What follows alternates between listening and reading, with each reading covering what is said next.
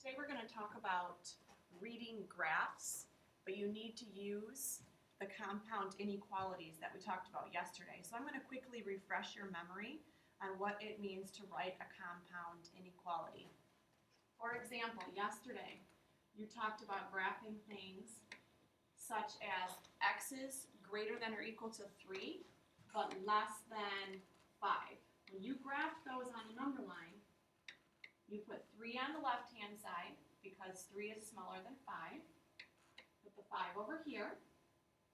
I'm going to put a circle at 3. I'm going to put a circle at 5. Because the inequality symbol next to the 3 is a greater than or equal to, I'm going to color in that circle.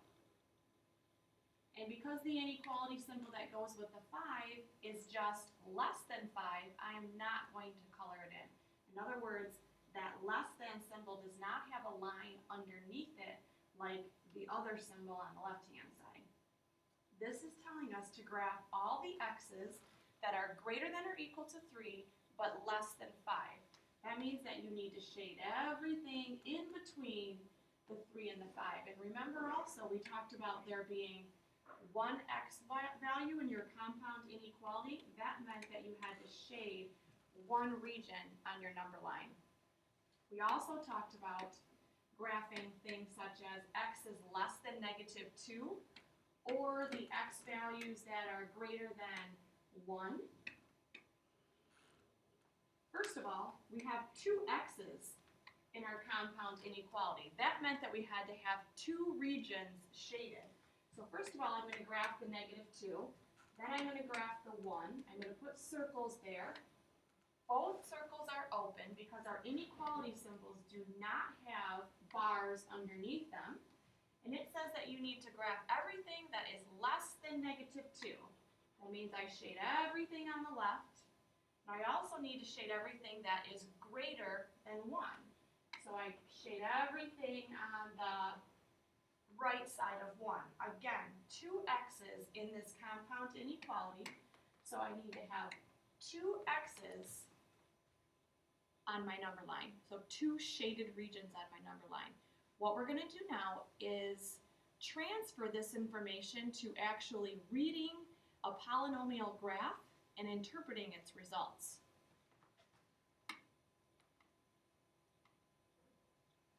So you should have this in front of you. You should have this note sheet in front of you. And I am going to talk about just a few of them, and I won't do them all, and you can do them all if you want to, but I'm not expecting you to. I have another assignment for you to do afterwards. But number 7, for example, says, when is the y equal to 8?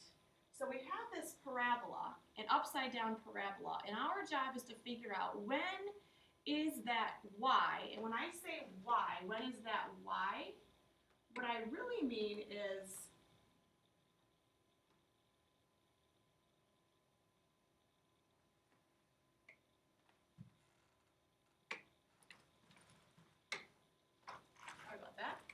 when is the y equal to 8? When I'm saying the y value, what I'm talking about is the graph. When is that graph equal to 8? So what you need to do is draw a horizontal line at 8. What we're doing is comparing this graph to 8. So I go to 8 on the y-axis, and I draw a horizontal line. And our job is to figure out when does that graph equal 8?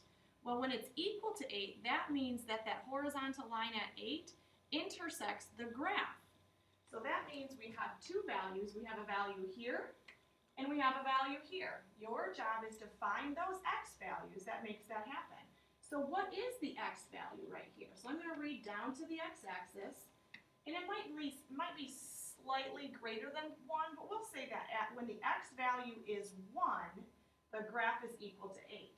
But also what happens right here when the x value is, now it might not be perfect, but we're going to say it's approximately 9. So your answer here is that x is equal to 1 and our x is equal to 9. But now it's asking in question B, when is the y less than 8? So I'm going to erase my answers here. When is when is the y value? Remember, the y value means the graph. When is the graph less than 8? So I draw a horizontal line at 8. Again, we know that the x values, that they are equal to each other, are at 1 and 9. But now the question is, when is it less than 8? So the graph is less than 8 when the graph is underneath that horizontal line at 8. So it happens over here, and it also happens over here. So that means that the graph is less than 8 all the way from an x value of 0 all the way to an x value of 1. So it happens from 0 to 1, but it also happens from over here when the x value is 9 all the way to just slightly, actually probably it was closer to like 8.5. So probably from about 8.5 to 9. So the graph also is less than 8 from about 8.5 until 9, which probably means at number 7 I should have said x is equal to 1 and x is equal to 8.5. But let's not make a big deal about that. So when you write your solution here, we need to write it as though we are talking about everything from 0 to 1, and then we need to talk about everything from 8.5 to 9. So on a number line, that would look like this. Everything from 0 to 1, so I draw a number line, I label 0, I label 1, and then I have to shade everything in between it. And then I also need to graph 8.5 and 9, and I need to shade everything in between that. Then you also need to take that answer and transfer it into a compound inequality. So what I'm going to do, because I'm running out of room, I'm going to write my answer. I'm going to write my answer way up here. It happens from 0 to 1 and happens from 8.5 to 9. So as an inequality, I'm going to say that the x value has to be greater than 0, but it has to be less than 1. Or it could be any x value that is greater than 8.5, but less than 9. And that goes back to what we were talking about yesterday with number lines and compound inequalities. It's also asking you in letter C, when is the y greater than 8? Well, the y is greater than 8. I'm going to quickly change the color of my marker here.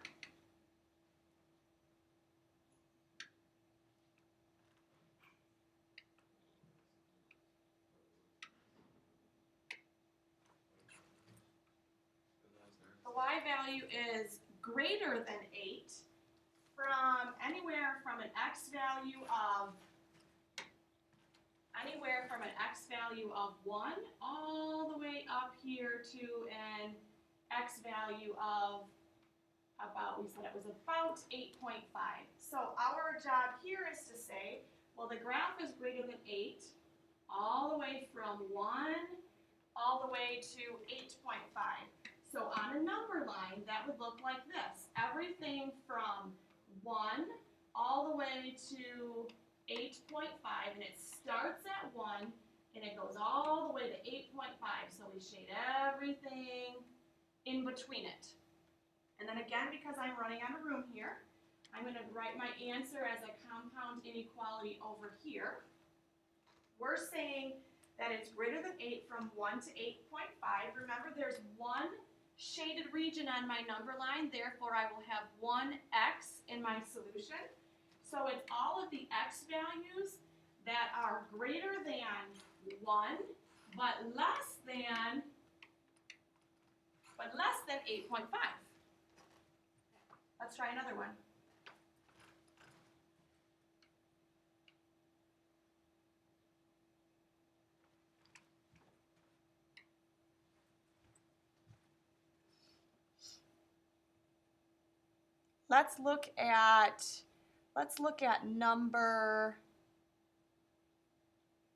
Let's look at number 9.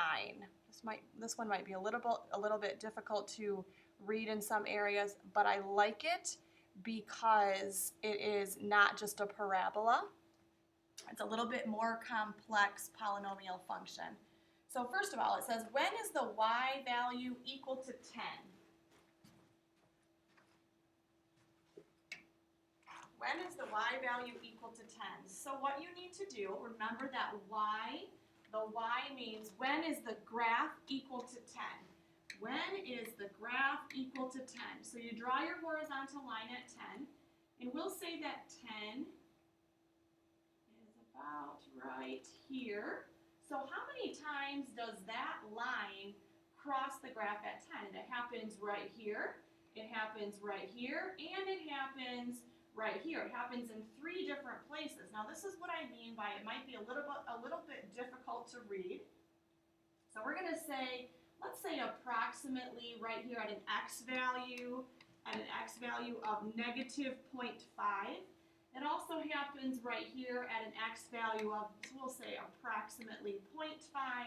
And then we have another one right here, and if it's okay with you, I think we'll just say it's approximately 3. So we have an x value at negative 0.5, we have another one at 0.5, and we have another one at 3.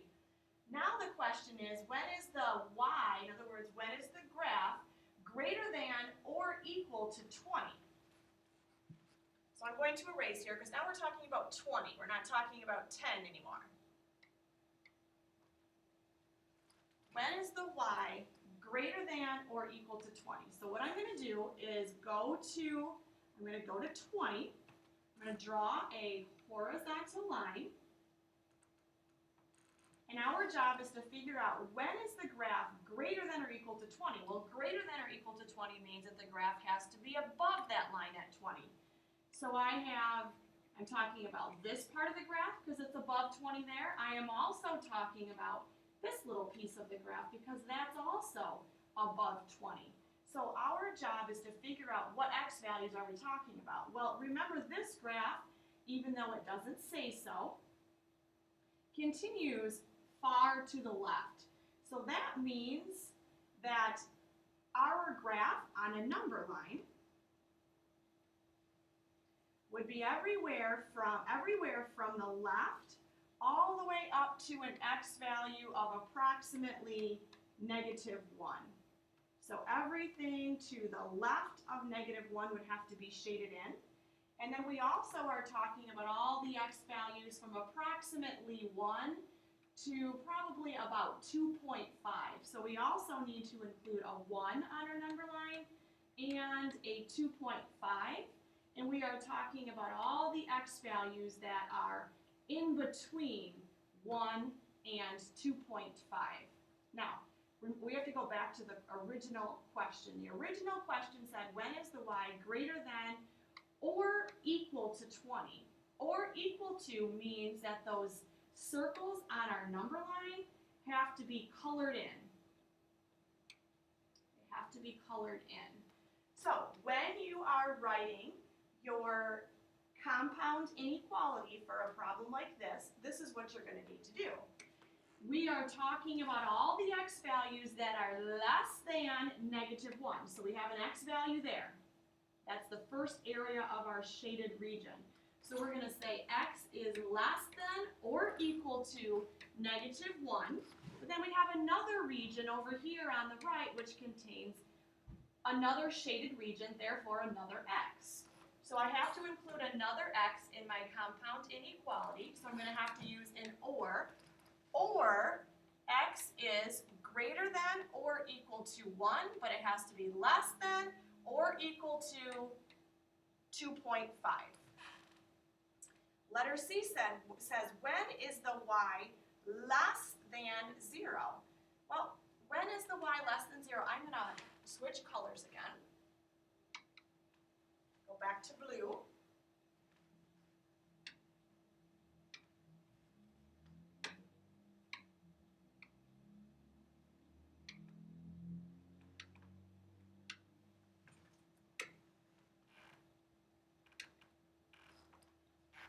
So when is it less than 0? So remember, that means you go to your graph and you draw a horizontal line at 0, in other words, at a y value of 0, when is it less than 0? Well, it's less than 0 over here. That's the only place that it's less than 0. So where does it begin? Well, it begins just slightly greater, at an x value greater than 3. So what we need to do is say that it is an x value is greater than, and don't worry about it, it might be 3.2, but we'll just say it's an x value greater than 3. On a number line, it would look like this. We would locate 3 on a number line, we would put an open circle, and then we would shade everything to the right, because every x value after 3, the graph contains a y value that is less than 0.